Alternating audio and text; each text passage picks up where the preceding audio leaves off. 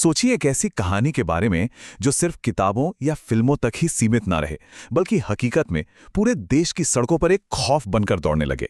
Japan की कुचिसाके ओना यानी फटे मुंह वाली औरत की ये कहानी कुछ ऐसी ही है। ये वो किंवदंती है जिसने, आप यकीन नहीं मानेंगे, 70 के दशक में जापान को सचमुच में हिलाकर रख दिया था। 1970 के दशक में जापान की गलियों में एक सवाल गूंजता था। एक बहुत ही सीधा सा सवाल जो किसी भी बच्चे के लिए उसकी जिंदगी की सबसे बड़ी बदनसीबी बन सकता था। और पता है क्यों? क्योंकि इस सवाल का कोई सही जवाब था ही नहीं। तो चलिए सबसे पहले ये समझते हैं कि आखिर इस एक सवाल ने जापान में दहशत का कैसा माहौल बना दिया था। देखिए, ये समझना बहुत ज़रूरी है कि 1970s का दशक जापान के लिए क्या था। देश टेक्नोलॉजी और मॉडर्नाइजेशन की तरफ बहुत तेज़ी से भाग रहा था। बड़ी बड़ी इमारतें बन रही थीं, बुलेट ट्रेनें चल रही थीं। मतलब ऐसा लग रहा था कि पुरानी कहानियों और अंधविश्वासों के लिए अब कोई जगह बची ही नहीं है। पर शायद जब कोई समाज बहुत तेज़ी से आगे बढ़ता है ना, तो पुराने डर एक नया और ज़्यादा भयानक रूप लेकर लौट आते हैं। और कुचिसाके ओना का डर कोई मामूली बात नहीं थी। ये एक ऐसी दहशत थी जिसने सच में पूरे देश को अपनी गिरफ्त में ले लिया था। जरा सोचिए, माता पिता अपने बच्चों को स्कूल भेजने से डर रहे थे। शाम होते ही खेल के मैदान खाली हो जाते थे। पुलिस को सिर्फ एक अफवाह की वजह से अपनी पेट्रोलिंग तक बढ़ानी पड़ गई। पूरा का पूरा जापान एक कहानी से बंधक बन गया था। तो आखिर वो सवाल था क्या जिसकी वजह से इतनी दहशत फैली हुई थी? तो ये खौफ दिखता कैसा था? कहानियों के मुताबिक शाम के धुंधलके में एक औरत अकेली भटकती हुई मिलती है। उसका चेहरा एक सर्जिकल मास्क से ढका होता है, जो उस दौर में जापान में काफी आम था। इसलिए पहली नजर में कुछ भी अजीब नहीं लगता। मास्क के ऊपर से बस उसकी रहस्यमयी आंखें दिखाई देती हैं और उसका निशाना होते थे स्कूल से लौटते या खेलने निकले अकेले बच्चे। वो बच्चों को रोककर उनसे एक बहुत ही मासूम सा सवाल पूछती, क्या मैं खूबसूरत हूं? अब यहां कहानी में एक ट्विस्ट है।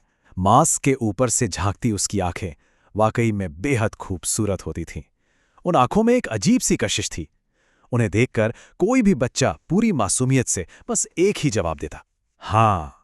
और जैसे ही ये जवाब मिलता, वो धीरे से अपने चेहरे से मास्क नीचे करती। मास्क के पीछे जो चेहरा था वो किसी के भी रोंगटे खड़े कर दे। एक मुंह जो बेरहमी से एक कान से दूसरे कान तक कटा हुआ था, एक कभी ना मिटने वाली भयानक मुस्कान में जमा हुआ। और फिर वो अपना भयानक चेहरा दिखाकर वही सवाल दोहराती है, अब बताओ क्या मैं खूबसूरत हूं?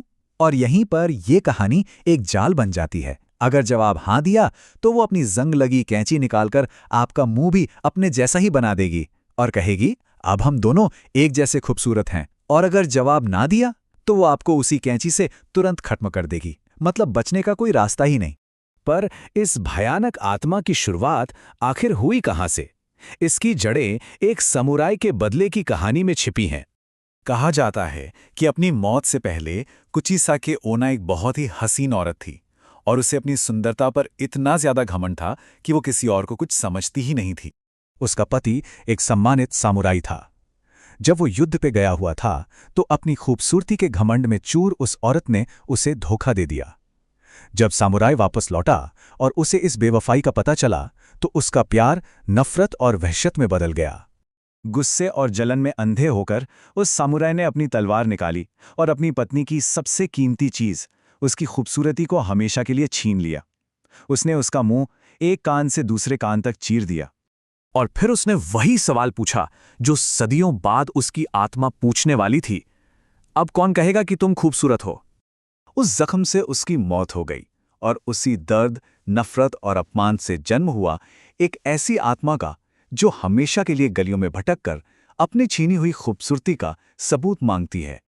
लेकिन ये किंवदंती यहीं खत्म नहीं होती।